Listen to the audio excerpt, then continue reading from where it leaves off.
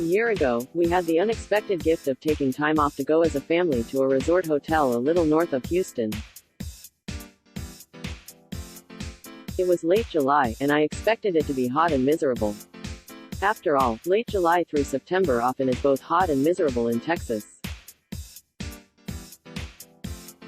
I was also anxious about packing up 3 boys and leaving town to go to an unfamiliar place when I still had so much to do before the school year started. My brain was stuck in working mode, and I was having trouble switching to vacation mode instead. As we piled into the car, the boys started asking me, "Mommy, is this the Ignatian?" I looked at their excited faces and said, "We are on our way to vacation. This is just the start of the drive there." They went on to ask, "Mommy, what is Ignatian like? Where is Ignatian located? How will we know when we get to Ignatian?" I took a breath, holding in the strong desire to tell them we needed to play the silent game until we arrived at Ignatian, in about 4 hours.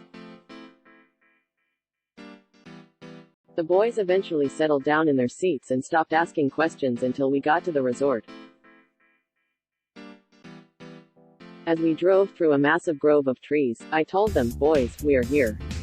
We're at our vacation." As we checked in and settled into our room, I could feel myself relaxing almost in spite of myself.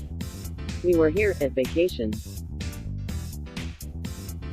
It turned out to be a very pleasant few days of not cooking and being able to walk out to a massive swimming pool and watch my boys jump and play with ease in their little floaties. It was also the first time in a while that I didn't even think about work or things I had to do back at home. Saint Ignatius knew the importance of vacations and rest from work. Though he started out living an austere life himself, he realized that his men could not do the work they needed to do if they were tired, overworked, and unbalanced. Even 500 years ago, Saint Ignatius knew what we know now, that self-care is vitally important, and so he encouraged his men to take good care of themselves. He believed his men could not truly serve others without first paying attention to their own needs. I still see this practice today when Jesuits from my school take time over the summer to visit their families, engage in favorite hobbies like fly fishing, and allow for spiritual care on their annual 8-day silent retreat. These Jesuits, to me, are a great model of integrating self-care into their lives. And they inspire me to figure out how it can fit within my own. Though I may not have time for an 8-day silent retreat over the summer, and engaging in my favorite hobbies takes a little more time and coordination around the needs of my sons, there is room for me to heed the teachings of St. Ignatius and take care of myself. Wen Street.